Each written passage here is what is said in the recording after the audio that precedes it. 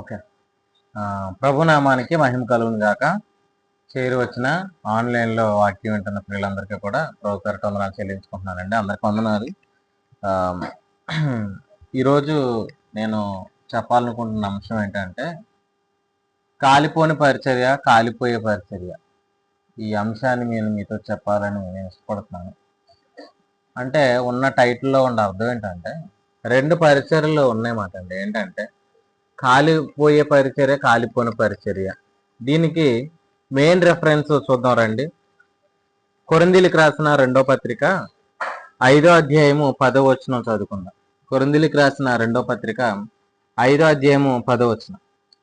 ఎందుకనగా తాను జరిగించిన క్రియలు చెప్పున అవి మంచివైనను సరే, చెడ్డవైనను సరే, దేహముతో జరిగించిన వాటి ఫలమును ప్రతివాడును పొందినట్లు మనమందరమును క్రీస్తు న్యాయపీఠం ఎదుట ప్రత్యక్షము కావలను. చూడండి, క్రీస్తు న్యాయపీఠము అంటే యేసుక్రీస్తునందు విశ్వసించిన వారందరూ కూడా నీతిమంతులుగా తీర్చబడ్డారు. నీతిమంతులుగా తీర్చబడిన మనము ఈ భూమి మీద కొద్ది కాలం మనం ఉంటున్నాం. అయితే యేసుప్రభుల వారు వచ్చినప్పుడు మనం అందరం కూడా ఎక్కడ నిలబడతాము అంటే క్రీస్తు న్యాయపీఠం ఎదుట మనం అందరం నిలబడతాం. క్రీస్తు న్యాయపీఠం ఎదుట నిలబడేది ఎవరు అని అంటే ఆయన యందు విశ్వసించిన వారు మాత్రమే. చూడండి, క్రీస్తు న్యాయపీఠం ఎదుట ఎవరు నిలబడతారంటే ఎవరైతే ఆయనను విశ్వసించారో, ఎవరైతే ఆయన స్వరక్షకుగా అంగీకరించారో, కుమారులుగా తీర్చబడ్డారో, నీతిమంతులు తీర్చబడ్డారో వారందరూ కూడా క్రీస్తు న్యాయపీఠం ఎదుట నిలబడతారు. అయితే అక్కడ నిలబడడానికంటే ముందుగా ప్రభు మనల్ని ఎక్కడ పెట్టాడని అంటే ఈ భూమి మీద పెట్టారనమాట. చూడండి, ఎందుకు పెట్టాడు అనేది మనం ఇక్కడ జ్ఞాపకం చేసుకుంటున్నాం. ఆయన మనలను ఈ శరీరం అందు ఉంచడానికి గల కారణం ఏంటనంటే మత్తయి సువార్త 5:16లో మనం ఒక మాట తెలిసి ఏంటంటే మనుషులు మీ సత్క్రియలను చూచి పరలోకమందున్న మీ తండ్రిని మహిమపరచినట్లు వారి ఎదుట మీ వెలుగు ప్రకాశింపనీయుడి అని అంటున్నాడు. ఈ భూమి మీద మనం పరిశుద్ధంగా జీవించడానికే ఆయన మనలను నీతిమంతులుగా తీర్చాడన్నమాట అండి. ఒక మాట చదువుదాం. కొరింథీయులకు రాసిన 1వ పత్రిక 1వ అధ్యాయం 2వ వచనం. కొరింథీలో ఉన్న దేవుని సంఘమునకు అనగా క్రీస్తు యేసునందు పరిశుద్ధపరచబడిన వారై పరిశుద్ధులుగా ఉండుటకు పిలువబడిన వారికి అన్నాడు. అంటే రెండు అనుభవాలు. ఒకటి పరిశుద్ధులుగా తీర్చబడటం, రెండు పరిశుద్ధులుగా ఉండటం. పరిశుద్ధులుగా తీర్చబడేది ఎన్నిసార్లు? ఒక్కసారే. ఎప్పుడైతే యేసుక్రీస్తును విశ్వసించామో అప్పుడే మనం ఏమవుతున్నాం? నీతిమంతులుగా తీర్చబడుతున్నాం. నీతిమంతులుగా తీర్చబడి వాడు ఎక్కడ కూర్చోబెట్టబడ్డాడని అంటే పరిశుద్ధ స్థలంలో కూర్చోబెట్టబడ్డాడు. కాబట్టి ఆ వ్యక్తి ఎవరో? పరిశుద్ధుడు. పరిశుద్ధ ఆత్మను పొందుకున్నాడు కాబట్టి ఆ వ్యక్తి పరిశుద్ధుడు. అయితే ప్రభువులు అన్నాడు ఏంటంటే ఆ వ్యక్తి పరిశుద్ధుడిగా ఉండడానికి పిలువబడ్డాడు. అంటే పాపం చేయవద్దు అని ప్రభు చెప్తున్నారు అన్నమాట అండి. సార్ కొరింథీ పత్రికలో కూడా ఆ మాట ఉంది. ఆ మాట నేను జ్ఞాపకం చేస్తాను. చాలా మంది ఏమనుకుంటున్నారంటే పాపం చేయవద్దని చెప్తున్నారండి వీళ్ళు. అసలు పౌలు బోధ పాపం చేయవద్దు అనేది కాదు, పాపం చేయకుండా ఉండడానికి అవసరమైంది ఏంటనేది పౌలు గారు ఒక్కడి నుంచి మాట్లాడుతున్నారు. కొరింథీయులకు రాసిన 1వ పత్రిక 15వ అధ్యాయము 34వ వచనం. నీతి ప్రవర్తన గలవారే మేలుకొని పాపము చేయకుడి, దేవుని గురించిన జ్ఞానం కొందరికి లేదు. ఇలా మాట్లాడుతున్నా చూడండి. పాపము చేయకుడి, పాపం చేయవద్దు అన్నాడు. 1వ అధ్యాయంలో ఏమన్నారు? పరిశుద్ధులుగా మీరు ఉండండి అన్నాడు. కారణం ఏంటంటే మీరు పరిశుద్ధులు, పరిశుద్ధులుగా ఉండండి. పరిశుద్ధులుగా ఉండడం వల్ల లాభం ఉంది అని ప్రభు చెప్తుందన్నమాట అండి. చూడండి, పరిశుద్ధులుగా మనం జీవించిన దినములు, పరిశుద్ధంగా మనం బ్రతికిన కాలమానం అంతా కూడా ఎంత కాలం అయితే ఎంత కృపను మనం వినియోగించుకున్నామో ఆ కృప అంతటికీ కూడా క్రీస్తు న్యాయపీఠం ఎదుట మనకి ప్రతిఫలం ఉందని ప్రభు మాట్లాడుతున్నారు. భూమి మీద ఉన్నప్పుడు మనం చేయాల్సిన పని ఒకటే. ఏంటి? కొరింథీయులకు రాసిన 1వ పత్రిక 1:4 వచనం. క్రీస్తు యేసునందు మీకు అనుగ్రహింపబడిన దేవుని కృపను చూచి, అంటే క్రీస్తునందు మనకు అనుగ్రహింపబడుతున్న కృప అంటే భూమి మీద ఉన్నప్పుడు ప్రభు ద్వారా ఏదైతే కృప మనకు కలుగుతుందో ఆ కృపను మనం ఏం చేయాలి? అనుభవించాలి. ఆ కృపను ఆ కృపతో మనం జీవించాలి. దాన్నే రోమపత్రిక 5వ అధ్యాయం 21లో నీతి ద్వారా కృప. చూడండి, అంటే మనం అందరం కూడా ఎఫెసీ పత్రిక 2:8 బట్టి మనం ఇలా మాట్లాడుకుందాం. ఏంటి? కృప ద్వారా రక్షణ. మీరు విశ్వాసం ద్వారా కృప చేతనే కృప ద్వారా రక్షణ అంటే ఏంటి? కృప ద్వారా మనం ఏమయ్యాం? నీతిమంతులుగా తీర్చబడ్డాం. ఇప్పుడు ఇక్కడ ఏమంటున్నాడు? రోమపత్రిక 5:21 నీతి ద్వారా కృప అంటే అర్థం ఏంటి? నీతిమంతులుగా తీర్చబడిన తర్వాత మరల దేవుడు ఏమిస్తున్నాడు? కృప. ఇది ఏ కృప? ఇదేం కృప అంటే జీవించడానికి అవసరమైన కృప. ఈ భూమి మీద పరిశుద్ధుడిగా జీవించడానికి కావలసిన కృప ప్రభు ఏం చేస్తున్నారు? మనకు అనుగ్రహిస్తున్నాడు. దాన్ని ఏమన్నాడంటే క్రీస్తు యేసునందు మీకు అనుగ్రహింపబడిన కృప. ఎందుకనంటే పరిశుద్ధముగా మనము జీవించడానికి. రేపొద్దున క్రీస్తు న్యాయపీఠం దగ్గర కూడా ఇవ్వబడేది కృపే. దాన్ని ఏమన్నాడు తెలుసా? పేతురు గారు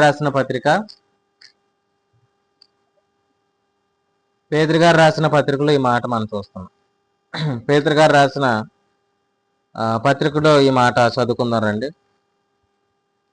మొదటి పత్రిక 1వ అధ్యాయము 13వ వచనం. కాబట్టి మీ మనసును నడుము కట్టుకొని నిబ్బరమైన బుద్ధి గలవారై యేసుక్రీస్తు ప్రత్యక్షమైనప్పుడు మీకు తేబడు కృప విషయమై సంపూర్ణ నిరీక్షణ కలిగి ఉండు. చూడండి, మీరు సంపూర్ణ నిరీక్షణ కలిగి ఉండండి. ఎందుకు అని అంటే ఇక్కడ అంటున్నారు ఏంటంటే యేసుక్రీస్తు ప్రత్యక్షమైనప్పుడు మీకు తేబడు కృప. ఈ కృపను ఏమంటారంటే రివార్డ్ అంటారు మాట అండి. చూడండి, ఈ కృపను ఏమంటారు? రివార్డ్. ఈ రివార్డ్ దేనికి ఇవ్వబడుతుంది? ఏదైతే మనము ఈ కృపను వాడుకుంటున్నామో, యూజ్ చేసుకుంటున్నామో, ఆ కృప అంతటికీ కూడా రేపొద్దున ప్రభు ఏమివ్వబోతున్నాడు అంటే బహుమానం ఇవ్వబోతున్నాడు, రివార్డ్ ఇవ్వబోతున్నాడు మాట అండి. దాని గురించి సంపూర్ణ నిరీక్షణ మీరు కలిగి ఉండండి అనే మాట మనం ఇక్కడ చూస్తున్నాం. కాబట్టి భూమి మీద మనం చేయాల్సిన పని ఏంటంటే ఆయన కృపను ఏం చేయాలా? అనుభవించాలి. ఆ కృపను ఎంతగా మనం అనుభవిస్తున్నామో దాని అంతటిని బట్టి మనం ఈ లోకంలో ఏం చేయగలుగుతాం? పరిశుద్ధంగా జీవించగలుగుతాం. పరిశుద్ధంగా జీవించడం అంటే అర్థం ఏంటంటే మన అవయవాలు నీతి సాధనాలుగా ఉండటం. దాన్ని ఏమన్నాడు? పరిశుద్ధత అనే ఫలం ఫలించటం. చూడండి, మన అవయవాలు కాపాడబడటమే పరిశుద్ధత అనే మాట మనం అక్కడ చూస్తున్నమాట. ఎప్పుడైతే మన అవయవాలు నీతికి సాధనాలుగా ఉన్నాయో అప్పుడు మన ద్వారా జరిగేవి ఏంటంటే సత్కార్యాలు. వీటన్నిటికీ కూడా క్రీస్తు న్యాయపీఠం ఎదుట ఖచ్చితంగా తీర్పు ఉంటుంది. ఖచ్చితంగా మనం అందరం కూడా చాలా మంది క్రీస్తు న్యాయపీఠం ఎదుట అంటే ఇలా అనుకుంటారు, ఏమని? అక్కడ మన పాపాలు స్క్రీన్ మీద వేసి చూపిస్తారేమో. చాలా అభిప్రాయాలు చాలా మందికి ఉన్నాయన్నమాట అండి. దేహముతో జరిగించిన క్రియలు అంటే క్రీస్తు న్యాయపీఠం ఎదుట జరిగేది ఏంటంటే రేపొద్దున నువ్వు జీవించిన కాలం ఎంత అనేది రేపొద్దున కనబడిపోద్ది. అంటే ఏంటి? అసలు ప్రభు అడిగేది ఒకటే, ఏంటి అని అంటే అది ఆ స్థలాన్ని ఏమన్నాడంటే క్రీస్తు న్యాయపీఠం అంటే అర్థం ఏంటంటే గ్రీకు భాషలో క్రీస్తు న్యాయపీఠాన్ని ఏమంటారంటే బీమా సీట్ ఆఫ్ క్రైస్ట్ అంటారు. బీమా సీట్ ఆఫ్ క్రైస్ట్ అంటే అర్థం ఏంటి? దాన్ని ఇలా అనుకుందాం, ఏంటనంటే బహుమానములు ఇచ్చే స్థలం. బీమా సీట్ ఆఫ్ క్రైస్ట్ అంటే బహుమానాలు ఇచ్చే స్థలం. ఇప్పుడు బహుమానాన్ని దేనికి ఇస్తారు? జీవించిన వాటిగా. ఎప్పుడైనా మార్కులు ఇవ్వడానికి చూస్తే మనకి కనబడుతుంది ఏంటనంటే 100 మార్కులకి వీళ్ళు ఎన్ని వచ్చినాయి అని ఇస్తారు. ఎన్ని ఫెయిల్ అయిపోయారో మనకి ఇంకా అవసరం లేదు. ఇలా అంటున్నాను ఏంటంటే ఇప్పుడు మొన్న 10th క్లాస్ ఎగ్జామ్ జరిగినాయి. వాళ్ళు రిజల్ట్ వేసినప్పుడు ఎలా వేస్తారు? 600 మార్కులకి వీళ్ళు ఎన్ని వచ్చినాయి అని వేస్తారు కదా. ఇప్పుడు వీళ్ళకి 559 వచ్చినాయి అనుకోండి. ఆ 1 మార్కులో ఫెయిల్ అయ్యాడని ఎవరైనా రాస్తారు? పక్కన రాయరు. 500 మార్కుల క్రితం ఎన్ని వచ్చినాయి అని అంటే ఇదిగో పలానా ఇన్ని మార్కులు వచ్చినాయనే చేస్తారు. ఎన్ని వచ్చినాయో అవి మాత్రమే రేపొద్దున లెక్క వస్తుంది అనమాట. ఎన్ని ఫెయిల్ అయ్యాడో అవి కాదు. ప్రభు ఇలా అంటున్నారు ఏంటంటే క్రీస్తు న్యాయపీఠం ఎదుట కూడా ప్రభు మనల్ని తేల్చేది ఏ విషయంలో అంటే జీవించిన సంవత్సరాలు. ప్రభు ఇలా అంటున్నాడు ఏంటంటే వాటిని ప్రభు ఇలా అంటున్నాడు ఏంటంటే ఇదిగో దేహముతో జరిగించిన అవి మంచివైనను సరే చెడ్డవైనను సరే అంటున్నాడు అనమాట. అయితే వాటన్నిటికీ కూడా క్రీస్తు న్యాయపీఠం ఎదుట దేవుడు ప్రతిఫలాన్ని ఇవ్వబోతున్నాడని ఖచ్చితంగా మనం జ్ఞాపకం ఉంచుకోవాలి. అయితే నేను ఎలా అంటున్నాను ఏంటంటే క్రీస్తు న్యాయపీఠం దగ్గరికి వెళ్ళినప్పుడు మనం చేసే పరిచర్య కాలిపోతే చాలా ఈ విషయాన్ని అర్థం కావాలి. ఎందుకనంటే ఈరోజు భక్తి చేస్తున్నాడు, కానీ ఆ భక్తి సరైనదా కాదా అని తెలుసుకోవాలి. ఈరోజు జీవిస్తున్నాడు, కానీ వాస్తవానికి ఆ వ్యక్తి జీవిస్తున్నాడో లేదో తెలుసుకోవాలి. కారణం ఏంటంటే, ఒకవేళ ఆ భక్తి సరైనది కాకపోతే క్రీస్తు న్యాయపీఠం ఎదుట కాలిపోయే పరిస్థితి ఉంది. ఒకవేళ అతడు చేసే ఆ జీవితం సరైనది కాకపోతే క్రీస్తు న్యాయపీఠం ఎదుట సిగ్గుపడే అవకాశం ఉంది. అట్లా జరగకుండానట్లు మనం ఖచ్చితంగా ఈ ఒక్క వాక్యాన్ని జాగ్రత్తగా వినండి. ఖచ్చితంగా ప్రభు వీటన్నిటి విషయంలో ప్రభు మీకు సరైన గ్రహింపు ఇచ్చును గాక. ఆమేన్. ఖచ్చితంగా ఆయన ఇస్తారు. ఈ విషయాన్ని ఆలోచన, ఎందుకంటే రేపొద్దున క్రీస్తు న్యాయపీఠం దగ్గరికి వెళ్ళిన తర్వాత మరలా భూమి మీదకి వచ్చే అవకాశం ఉండదు. మరలా నేను పరిచయం చేస్తానంటే అవకాశం ఉండదు. మరలా నేను భక్తి చేస్తానంటే అవకాశం ఉండదు. క్రీస్తు న్యాయపీఠం దగ్గరికి వెళ్ళిన తర్వాత అక్కడతో ఏమైపోయింది? మనం చేయాల్సింది, శరీరంలో మనం జీవించాల్సిన జీవితం అక్కడతో క్లోజ్ అయిపోద్ది. ఇంకా అప్పుడు మనం తీసుకున్నది ఓన్లీ రివార్డే. అయితే మన పరిచర్య మేలైనదా కాదా, కాలిపోయినదా కాదా అని మనం చెక్ చేసుకుందాం. ఒకసారి ఒక మాట చదువుకుందాం రండి. కొరింథీయులకు రాసిన మొదటి పత్రిక 3వ అధ్యాయము. కొరింథీయులకు రాసిన మొదటి పత్రిక 3వ అధ్యాయము 10వ వచనం. దేవుడు నాకు అనుగ్రహించిన కృప చెప్పున నేను నేర్పరి అయిన శిల్పకారుని వలె పునాది వేసి తిని, మరి ఒకడు దాని మీద కట్టుచున్నాడు. ప్రతివాడు దాని మీద ఎలాగూ కట్టుచున్నాడో జాగ్రత్తగా చూసుకోవాలను అంటున్నాడు. చూడండి, ఇలా అంటున్నారు ఏమని? ప్రతివాడును దాని మీద ఎలాగూ కట్టుకొనుచున్నాడు, జాగ్రత్తగా చూసుకోండి. చూడండి, అంటే పునాది ఆల్రెడీ ఎవరు? ఈ పునాది యేసుక్రీస్తు అన్నాడు కదా. 11వ వచనం ఏముంది? వేయబడినది తప్ప మరి ఒక పునాది ఎవడును వేయనేరడు, ఈ పునాది యేసుక్రీస్తే. ఆల్రెడీ పునాది ఎవరంటే ప్రభువైన యేసుక్రీస్తే. అంటే ఏంటి? ఈ పునాది ఏంటి? నువ్వు యేసుక్రీస్తు ద్వారా నీతిమంతుడిగా తీర్చబడ్డావు, నువ్వు యేసుక్రీస్తు ద్వారా పరిశుద్ధుడిగా తీర్చబడ్డావు అనే పునాది ఆల్రెడీ పౌలు గారి ద్వారా వేయబడింది. ఇప్పుడు జరుగుతున్నది ఏంటి? Construction. Foundation is over, construction is starting అనమాట. అంటే ఇప్పుడు ఏంటి మనం చెక్ చేసుకోవాల్సింది ఏంటి? నేను ఎలా కట్టబడుతున్నాను? ఎందుకంటే కట్టబడుతున్న దానినే రేపొద్దున ప్రభు అక్కడ అడగబోతున్నాడు. అయితే ప్రతి వాడును దాని మీద ఎలాగూ కట్టుచున్నాడు, జాగ్రత్తగా చూసుకోవాలను అని అంటున్నాడు. ఎందుకు అని అంటే మనం చదువుకుందాం ఇంకా కిందకి. 12వ వచనం. ఎవడైనను ఈ పునాది మీద బంగారము, వెండి, వెలగల రాళ్ళు, కర్ర, గడ్డి, కొయ్యకాలు మొదలైన వాటితో కట్టిన ఎడల వాని పని కనబడును, ఆ దినము దానిని తేటపరచును, అది అగ్ని చేత బయలుపరచబడును. చూడండి, మరియు వాని పని ఎట్టిదో దానిని అగ్నియే పరీక్షించును అంటాను. అంటే ఏంటి? కట్టబడే విషయంలో మనం జాగ్రత్తగా ఉండమని ఎందుకు చెప్తున్నారంటే, దేని చేత కట్టబడే అవకాశం ఉంది అని అంటే ఇక్కడ ఇలా మాట్లాడుతున్నారు. ఏంటి? బంగారము, వెండి, వెలగల రాళ్ళు, కర్ర, గడ్డి, కొయ్యకాలు, వీటితో కట్టబడుతున్నారు అని అంటున్నాడు. అంటే ఏంటి? బంగారము, వెండి, వెలగల రాళ్ళు, కర్ర, గడ్డి, కొయ్యకాలు క్రీస్తు న్యాయపీఠం ఎదుట అగ్ని చేత ఏమవుతాయి? పరీక్షించబడితే. మన పని దేనితో కట్టబడుతుంది? ఇప్పుడు అగ్ని చేత పరీక్షించబడినప్పుడు కర్రగడ్డి కొయ్యకాలు ఏమవుతాయి? కర్రగడ్డి కొయ్యకాలు పరిచయం ఏమవుతుంది? కాలిపోతుంది. కానీ బంగారం, వెండి, వెలగల రాళ్ళు ఏమవ్వో? కాలిపోవు. కర్రగడ్డి కొయ్యకాలు బూడిదైనట్టుగా అవేమవ్వో? కాలిపోవు. వాని పని అగ్ని చేత కనబడుతుందని ప్రభు ఇలా మాట్లాడుతున్నారు. ఏంటంటే ఇప్పుడు మన పని కనబడాలి అని అంటే అది ఏ పరిచర్య అవ్వాలి? బంగారము, వెండి, వెలగల పరిచర్య అవ్వాలి. మన పని కర్రాగడ్డి కొయ్యకాలు అయితే క్రీస్తు న్యాయపీఠం ఎదుట ఏముండదు? బహుమానం ఉండదు. అలాగని ఆ వ్యక్తి నరకానికి వెళ్తాడా? అట్లాగని కాదు. ప్రభు ఏమంటున్నాడు అని అంటే, ఇది కూడా చూసుకుంది. ఎందుకనంటే చాలా మంది 15వ వచనం, వాని పని కాల్చివేయబడిన ఎడల వానికి నష్టము కలుగును, అతడు తన మట్టుకు రక్షింపబడును గాని అగ్నిలో నుండి తప్పించుకున్నట్టు రక్షించబడును అన్నాడు. అంటే ఏంటి? తన మట్టుకు రక్షించబడతాడు. ఆ వ్యక్తి నరకానికి అయితే వెళ్ళడు, కానీ తన మట్టుకు తాను రక్షించబడతాడు. కానీ క్రీస్తు న్యాయపీఠం ఎదుట అతనికి ఏముండదు అంటే బహుమానం అనేది ఉండదు. మన పరిచర్య కర్రగడ్డి కొయ్యకాల, మన పరిచర్య బంగారం, వెండి, వెలగల రాళ్ళు అనేది చెక్ చేసుకోవాల్సింది ఎక్కడనంటే భూమి మీదే. చూడండి, అలా ఎవరైతే చెక్ చేసుకుంటారో క్రీస్తు న్యాయపీఠం ఎదుట వారు సిగ్గుపడక ధైర్యంగా ఉండగలుగుతారు. ఖచ్చితంగా ప్రభు దానిని మనకు చూపిస్తున్నారు. ఇక్కడ కాల్చివేయబడే పరిచర్య అంటే అర్థం ఏంటంటే ధర్మశాస్త్ర సంబంధమైన పరిచర్య. నిర్గమాకాండంలో 2వ అధ్యాయంలో మనం చదువుకోవచ్చు. ఒకసారి నిర్గమాకాండము 5వ అధ్యాయంలో మనం ఈ యొక్క సందర్భాన్ని మనం చూస్తున్నమాట. ఏంటనంటే ఒకసారి మీరు చూడండి, నిర్గమాకాండం 5వ అధ్యాయం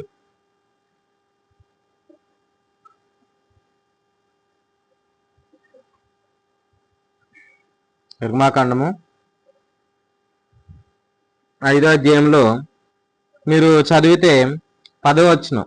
కాబట్టి ప్రజలు కార్య నియామకులు వారి ఆ నాయకులకును పోయి ప్రజలను చూచి నేను మీకు గడ్డి ఇయ్యను అని ఫరో చెప్తున్నాడు అనమాట. మీరు వెళ్ళి మీకు గడ్డి ఎక్కడ దొరుకునో అక్కడ మీరే సంపాదించుకొనిడి, అయితే మీ పనిలో నే మాత్రమో తక్కువ చేయబడదని ఫరో సెలవిచ్చెను. అప్పుడు ప్రజలు గడ్డికి మారుగా కొయ్యకాలు కూర్చుటకు ఐగుప్తు దేశం అంతటా చెదిరిపోయిరి. చూడండి, ఈ అధ్యాయంలో మనం చూస్తున్నమాట ఏంటి? గడ్డి కనబడుతుంది, కొయ్యకాలు కనబడుతుంది.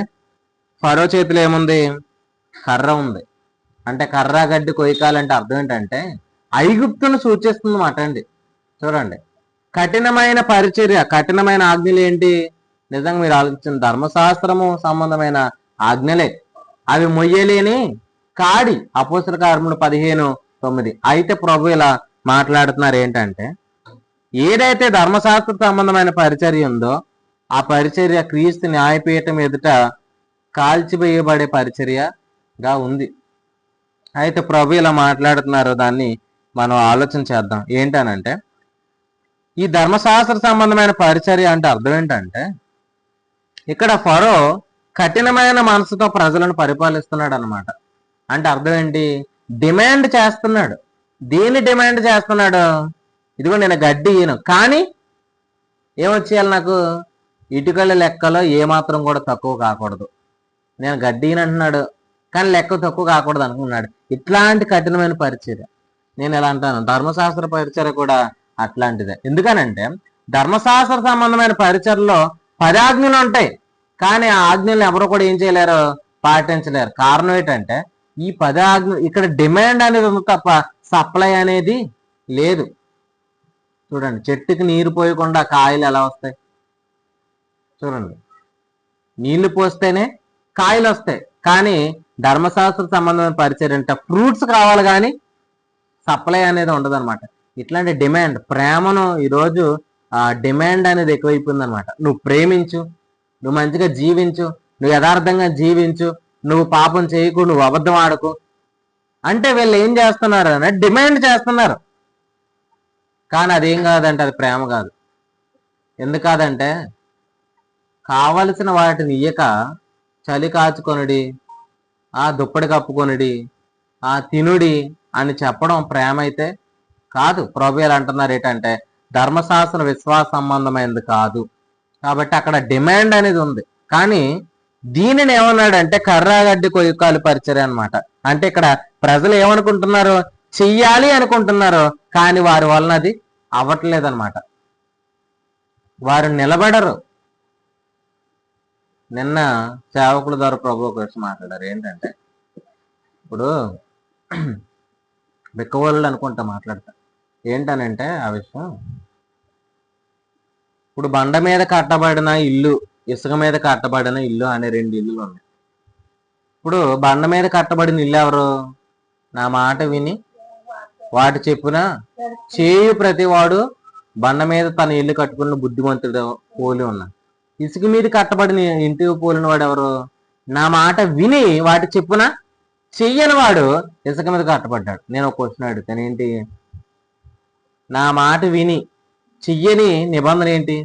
విని చెయ్యలేని నిబంధన ఏముంది బైబిల్లో? ధర్మశాస్త్రం వినగలుగుతారా? ధర్మశాస్త్రం వినగలుగుతారు. ధర్మశాస్త్రం చేయగలుగుతారా? ధర్మశాస్త్రం చేయలేరు. కాబట్టి రేపొద్దున గాలి వీచినా, తుఫాను వీచినా, ఖచ్చితంగా ఆ ఇల్లు ఏమవుతుంది?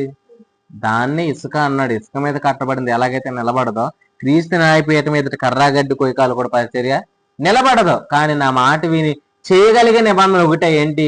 స్వాతంత్రం నుంచి సంపూర్ణ నియమము. ఆ నియమంలో పనిచేసేది నువ్వు కాదు, ఎవరు? పరిశుద్ధాత్మ దేవుడు. ఇది ఆత్మతో జరిగే పరిచర్య. కాబట్టి ఇది మహిమ నుండి అధిక మహిమకు వెళ్ళే పరిచర్య మాట. ప్రభు ఎలా అంటున్నారు ఏంటంటే, క్రీస్తు న్యాయపీఠం ఎదుట ఈ పరిచర్య ఏమవుదంటే కాలిపోదు. ఎందుకనంటే ఇది ఆత్మ ద్వారా జరుగుతున్న పని. ధర్మశాస్త్రంలో ఉన్నవాడికి ఆత్మ అవసరం లేదు. ఎందుకు అవసరం లేదు?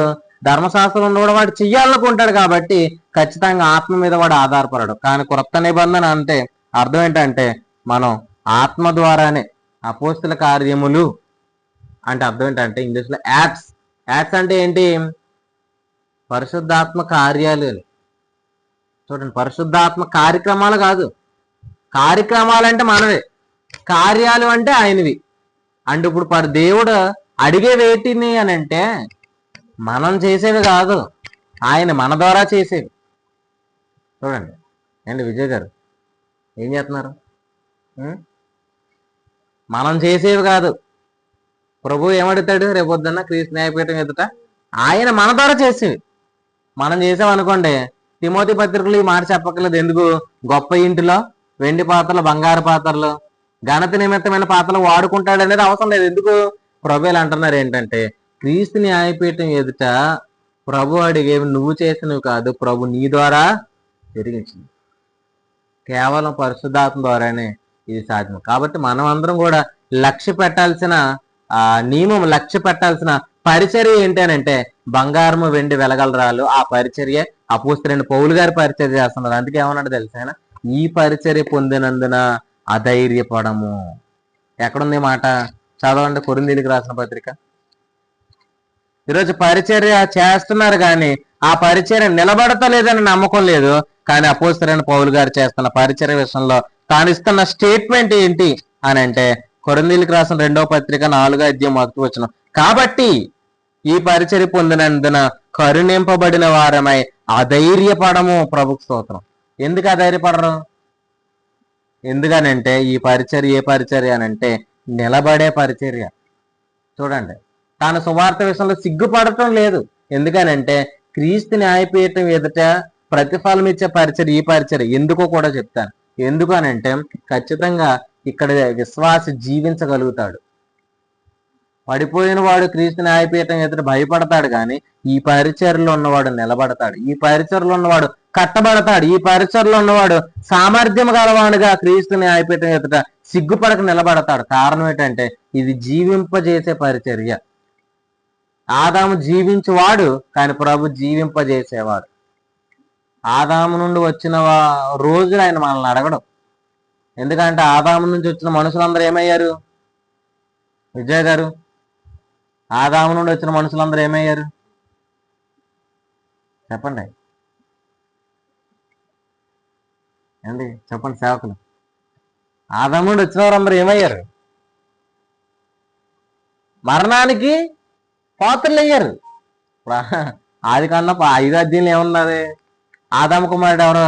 షేము కుమారుడు ఏనోసు కుమారుడు మహలాలీలు. వీళ్ళందరి గురించి చెప్తే ఏమన్నాడు? మహలాలీలు చనిపోయాడు, షేము చనిపోయాడు, ఏరేదు చనిపోయాడు. తర్వాత వీళ్ళందరూ కూడా ఇవి రిపోర్ట్ ఏంటంటే వాళ్ళందరూ ఆదాము నుండి వచ్చిన వాడు అందరూ కూడా చనిపోయారు. వాళ్ళ రోజులు ఏం రావారు, లెక్కకు రావు. కానీ యేసుక్రీస్తునందు ఉన్నవాడు ఏమవాడు? వాడు నిత్య జీవం గలవాడు. అంటే వాడి జీవితంలో ఏముండవు. ఇప్పుడు ఏముండకూడదు? చచ్చిపోయిన దినాలు ఉండకూడదు. నీ జీవితంలో చచ్చిపోయే దినాలు ఎప్పుడు ఉంటాయి? ఈ పరిచయం, ధర్మశాస్త్ర సంబంధమైన పరిచయను నువ్వు వెంబడించినంత కాలం నీ జీవితంలో జీవించిన రోజు ఒక్కటే ఉండదు. కానీ యేసుక్రీస్తునందు ఎప్పుడైతే ఈ కృపా పరిచయలో నువ్వు ఉండగలుగుతావో ఈ పరిచయం ఏమవుతుంది అని అంటే నీ దినాలను నువ్వు ధైర్యంగా చెప్పగలుగుతావు.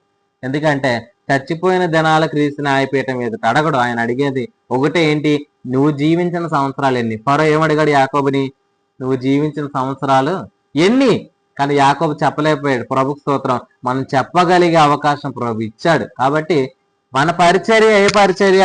ధర్మశాస్త్ర సంబంధమైన పరిచర్యలో మనం ఉన్నామా, కృపా పరిచర్యలో మనం ఉన్నామా అనేది మనం తెలుసుకోవాలి. ధర్మశాస్త్రంలో ఉన్నవాడు ఆత్మ ద్వారా పరిచయం చేయడు, కృపలో ఉన్నవాడు ఆత్మ ద్వారా పరిచయం చేస్తాడు. ధర్మశాస్త్రంలో ఉన్నవాడు ఓడిపోతాడు, కృపలో ఉన్నవాడు జయిస్తాడు. ధర్మశాస్త్ర పరిచర్య కర్రాగడ్డి కొయ్యకల పరిచర్య, కొత్త నిబంధన పరిచర్య బంగారము వెండి వెలగలరాల పరిచర్య. కాబట్టి మనం ఆశ్రయించిన బలిని బట్టి, మనం ఆశ్రయించిన నిబంధన బట్టి ఖచ్చితంగా క్రీస్తు న్యాయపీఠం ఎదుట మన పరిచర్య ఏమవుదు? కాలిపోదు. కాబట్టి పని కాలిపోతే జీతం ఉండదు. కాబట్టి మీ పని కాలిపోకుండును గాక, అది క్రీస్తు న్యాయపీఠం ఎదుట నిలబడును గాక. అది నిలబడాలంటే నువ్వు చేయాల్సింది కాదు, దేవుడే చేస్తాడు. నువ్వు చేయాల్సిన పని ఏంటంటే యథార్థంగా ఉండటం. నువ్వు యథార్థంగా ఉంటే ప్రభు ఆత్మ నిన్ను వాడుకుంటాడు. ప్రభు ఆత్మ నిన్ను వాడుకుంటే ప్రతిరోజు కౌంట్ అవుద్ది. కాబట్టి ప్రతిరోజు కౌంట్ అవ్వాలంటే ఖచ్చితంగా ప్రభువులు అంటున్నారు, ఆయన ఆత్మ చేతే మనం నడిపించబడాలి. కాబట్టి అబ్రహాము లోతు గురించి ప్రభువుల మాట్లాడుతున్నారు ఏంటనంటే, ఇది మన బలాన్ని బట్టి జరిగే పరిచయం కాదు, మన తెలివితేటలను బట్టి జరిగే పరిచయం కాదు, మన టాలెంట్ని బట్టి జరిగే పరిచయం కాదు. ఇది కేవలం వరము ద్వారా జరిగే పరిచయం. వరముతో జరిగేదే నిలబడుతుంది. టాలెంట్తో జరిగేవి ఇవన్నీ రేపొద్దున కనబడిపోతాయి. రేపొద్దున అగ్నే పరీక్షిస్తుంది వీటన్నిటిని కూడా. ఎవరు ఏ టాలెంట్ వాడారు, ఎవరు ఎలా వాడారు, మొత్తం అంతా కూడా రేపొద్దున తేలిపోద్ది అనమాట. కానీ తేలిపోకుండా నిలబడితేనే జీతం. కాబట్టి ప్రభువులు అంటున్నారు ఏంటంటే, ఒకసారి ఈ మాట కూడా చదువుతాం రండి. యోబు గ్రంథము, యెషయా గ్రంథము 1వ అధ్యాయము 31 వచనం. యెషయా గ్రంథం 1:31 వచనం. బలవంతులు నారపీచువలు నుందురు, వారి పని అగ్ని కణము వలె ఉండును, ఆర్పువాడెవడును లేక వారును వారి పనియు బొత్తిగా కాలిపోవును. చూడండి, బలవంతులు నారపీచువలు ఉందురు, వారి పని అగ్ని కణము వలె ఉండును, ఆర్పువాడెవడును లేక వారును వారి పనియు బొత్తిగా కాలిపోవును. మన బలము ద్వారా జరుగుతున్న పరిచర్య కాదు ఇది. కేవలం ప్రభు మహాశక్తిని బట్టి. ఎఫెసీ పత్రిక 6వ అధ్యాయంలో చెప్పాడు 10వ వచనంలో, ప్రభు మహాశక్తిని బట్టి. తిమోతికి రాసిన మొదటి పత్రిక 2వ అధ్యాయం 1వ వచనం, ఆయన కృప ద్వారానే జరుగుతున్న పరిచర్య ఇది. కాబట్టి ఖచ్చితంగా మనం దేని మీద నిలబడుతున్నాం అనే దానిని మనం చెక్ చేసుకోవాలి. ప్రభు అట్టి గ్రహింపు మీకు అనుగ్రహించిన కాక.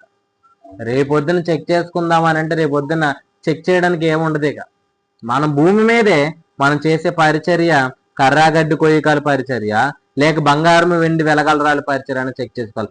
మీరు పునాది మీద ఉన్నారు, అయితే ఆ పునాది మీద కట్టబడాల్సింది దేని బట్టి అంటే ఆత్మను బట్టి. దాని మీద మీరు అందరూ ఉందిరుగాక, దాని మీద మీరు కట్టబడుదురుగాక. మీరు ఇసుక మీద కాదు కట్టబడుతుంది, దేని మీద అంటే బండ మీద కట్టబడుతున్నారు. కాబట్టి మీరు కట్టబడుతుంది స్వాతంత్రం నుంచి సంపూర్ణ నియమంలో తేరి చూడండి. ప్రభు మీకు అట్టి గ్రహింపు సంపూర్ణంగా అనుగ్రహించిన గాక. Amen, amen. లోతు కోల్పోయినట్టుగా మనం కోల్పోము. చివరిగా ఈ విషయాన్ని చెప్పి నేను ముగిస్తాను. చూడండి, ఇప్పుడు లోతు గారు నీతిమంతుడే, కానీ లోతు గారు ఏమయ్యారు? కోల్పోయాడు. తన కుటుంబాన్ని కోల్పోయాడు, తన ఆస్తిని కోల్పోయాడు. కానీ లోతు ఎవరు? నీతిమంతుడిగానే రక్షణ. అట్లాగా మనం జీవితంలో మనం ఉండకూడదు. క్రీస్తు న్యాయపీఠం ఎదుట మనం చూడాల్సింది ఏంటనంటే, మనకు మనమే రక్షణ పడటం కాదు, ఖచ్చితంగా ప్రభువులు అంటున్న మనకున్న సమస్తము కూడా ఏమవ్వాలి? రక్షించబడాలన్నమాట. వాళ్ళు రక్షింపబడినట్లు ప్రభు చేస్తాడు. అబ్రహాము కోల్పోలేదు, కానీ లోతు కోల్పోయాడు. అబ్రహాము కుటుంబాన్ని కాపాడుకున్నాడు, ఆస్తిని కాపాడుకున్నాడు. ఇప్పుడు అబ్రహాము యొక్క ఒక్క కుటుంబమే ఎంతమందికి ఆశీర్వాదం అయింది చెప్పండి? అబ్రహాము గారి యొక్క ఒక్క కుటుంబమే ఎంతమందికి ఆశీర్వాదం అయింది? నమ్మిన వారందరూ అబ్రహాం కుమారులుగా తీర్చబడుతూనే ఉన్నారు, అబ్రహం ఆశీర్వాదానికి వారసులు అవుతూనే ఉన్నారనమాట. అంటే ఒక్క కుటుంబాన్ని ప్రభు లేపి ఎంతమందిని ఆశీర్వాదులుగా మార్చాడు? అటు యూదులకి ఆశీర్వాదం అబ్రహాం గారే, ఇటు అన్ని జనులకి ఆశీర్వాదం అబ్రహాం గారే. కానీ లోతు కుటుంబం ఏమైంది? వెళ్ళలేదు, వాళ్ళ కుటుంబం రక్షించబడలేదు. కాబట్టి క్రీస్తు న్యాయపీఠం ఎదుట మన ప్రతీది కూడా రక్షింపబడాలంటే కేవలం ఈ పరిచర్య. కాబట్టి ఈ పరిచర్యలో ఉన్నవాడు ఏమవుతాడు? ఖచ్చితంగా నిలబడతాడు, ప్రభు నిలబెడతాడు. ఇక్కడ మనం నిలబడతాం కాదు, ఆయన నిలబడతాడు. ఎందుకనంటే వలలో పడిపోయిన తర్వాత వల పిగిలిపోతే కాదు, ఇక్కడ పడతాయి. కానీ ఏమవో పికిలి వేయబడవు. ఇక్కడ మరలా వచ్చేసి నిలబడి వెళ్ళిపోయేలా ఉండదు. ఎందుకనంటే ఇది స్వాతంత్రం నుంచి సంపూర్ణ నియమము కనుక వచ్చిన వాడు కూడా సంపూర్ణంగా ఉంటాడు, పెట్టువాడు కూడా ఆయన. కాబట్టి యెహోవా ఇల్లు కట్టించిన ఎడల దాన్ని కూల్చువాడు ఎవడో ఉండడు. నీ పని ఆయనే జరిగించిన ఎడల ఖచ్చితంగా దాన్ని కాల్చోడు ఎవరో ఉండరు. కాబట్టి ఆయనే ఏం చెబుతున్నాడో దాని యందు లక్ష్య పెట్టండి. దానిని ఆయనే మీ యందు ఏం చేస్తాడు, జరిగిస్తాడు. అట్లా జరిగించడం ద్వారా మనకేముంది, మెప్పు, మహిమ, ఘనత క్రీస్తు న్యాయపీఠం మీదట సమృద్ధిగా ఉంది. కాబట్టి ఖచ్చితంగా పరిచర్యను చెక్ చేసుకుందాం. క్రీస్తు న్యాయపీఠం ఎదుట ఈ యొక్క పరిచర్యను మీరు ఆలోచన చేయండి. ఖచ్చితంగా ఈ పరిచర్య మీ జీవితంలో మేలుకరంగా ఉంచుతుంది. ప్రభు అట్టి కృప సమృద్ధిగా దయచేయను గాక. ఆమేన్.